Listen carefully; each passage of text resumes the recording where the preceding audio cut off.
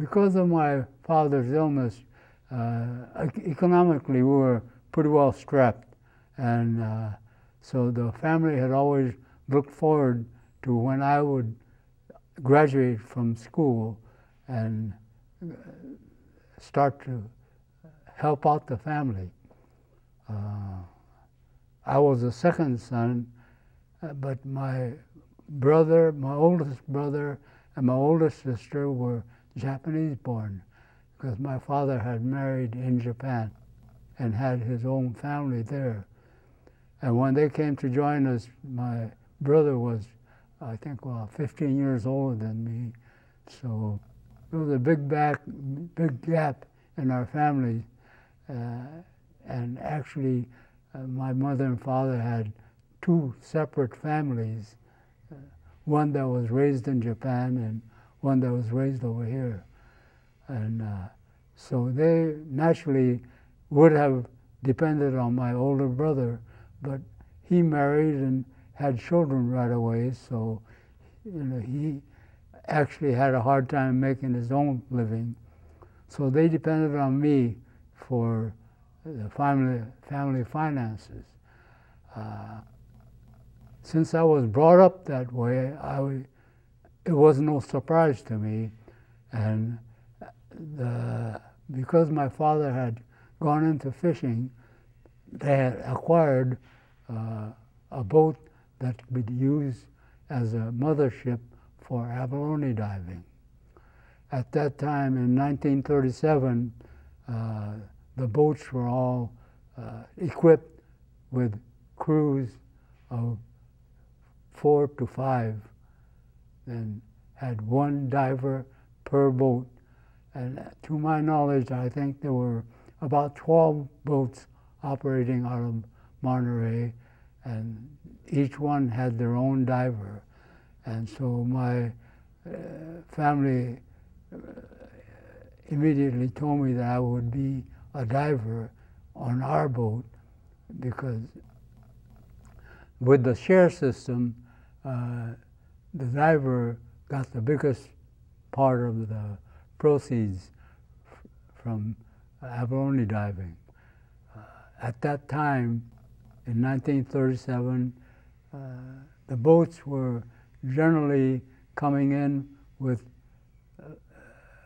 loads of up to 200 dozen abalone per 1 week's work. Each trip that the boats made would take, well, since the boats were very slow, there were 50-footers with 40 horsepower motors, and 40 horsepower didn't pull the boats very fast through the water. And we also had to pull along a diving boat as a tender. And I was first introduced to hard hat diving by my father, who dressed me and put me on the ladder on the diving tender, which was anchored at a mooring. And I guess the water was about somewhere between 15 and 20 feet deep at that place. And my father thought, well, he's not going to get hurt in this kind of water. So he dressed me in the hard hat, put the helmet on me, put the plate glass on, and said, all right, Roy, he says, jump off the ladder and go down to the bottom and see what it's like. So I did as I was told, shut the exhaust valve on the helmet so that the air would stay in without running right straight through. And I had heard a little bit about it from my brother, but not very much. And they never told me about air pressure, what the sound of the incoming air should sound like, and little things that you learned after you learned to dive. It was quite an experience. I jumped off the ladder and finally started to descend on the descent rope. They have about a 40-foot rope that was tied onto the gunnel of the tender so that I would be able to stop myself if I was descending too fast. At that time, the industry had finally learned to acquire all their hardware. You know, the diving suits and everything were all American made. But the helmets and all the accoutrements that went with the airline and the shoes and the breastplate with the lead weights, which came to about 70 pounds per man. And my lead weights, I remembered, were front weights were 35 pounds and the back weights were 30 pounds. So I carried 65 pounds of lead because I wasn't very big. But when I got down to the bottom, I was really surprised at how much pain was associated with hard hat diving.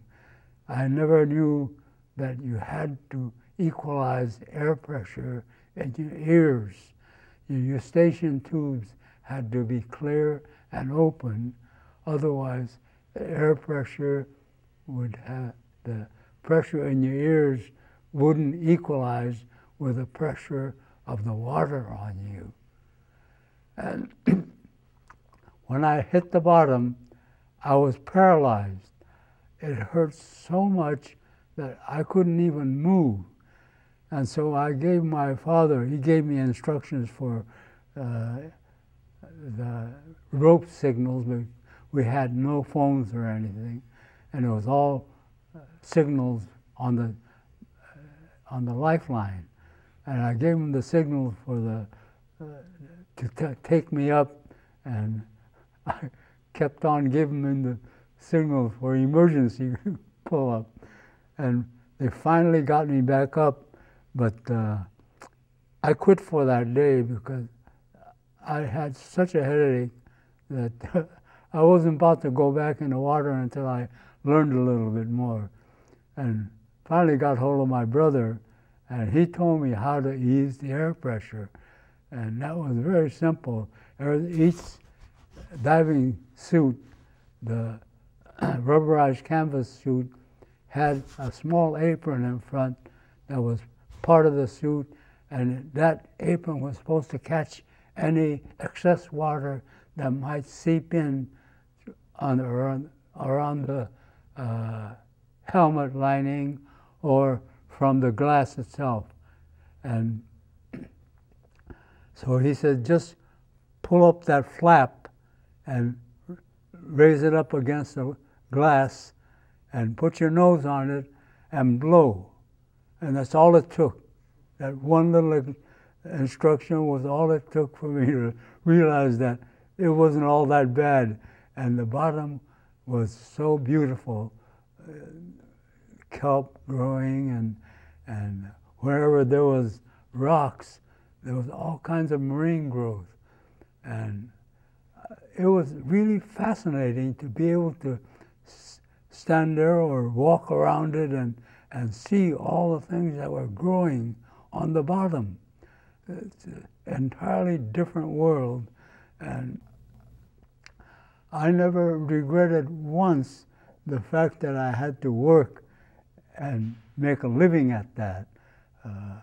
I used to think if a man could do this, or anybody could do this just for a hobby and see the ocean bottom like this, I thought that would really be something.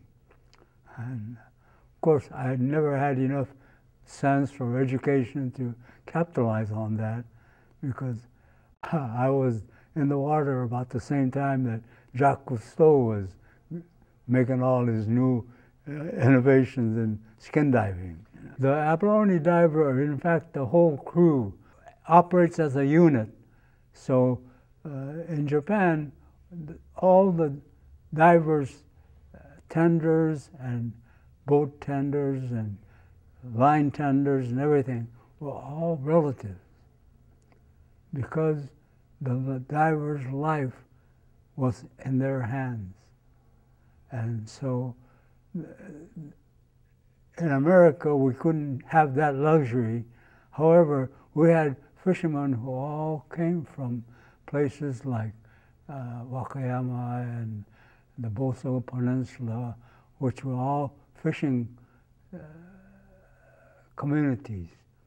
And so we were able to handpick our crews, and the first thing we did was breakfast in the morning before the sun rose, and after breakfast you took care of nature's needs, and then right away we started out on the diving tender for the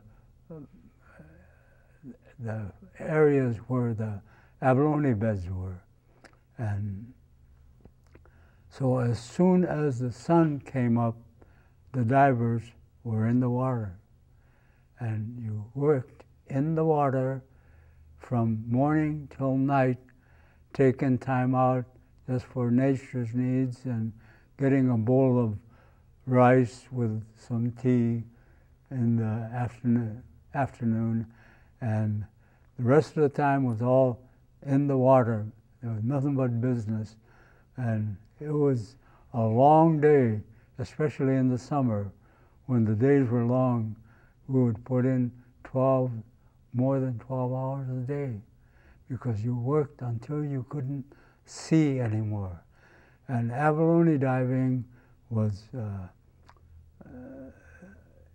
it was very similar to sponge diving, except that the abalone divers had the luxury of looking for abalone only in still, clear water.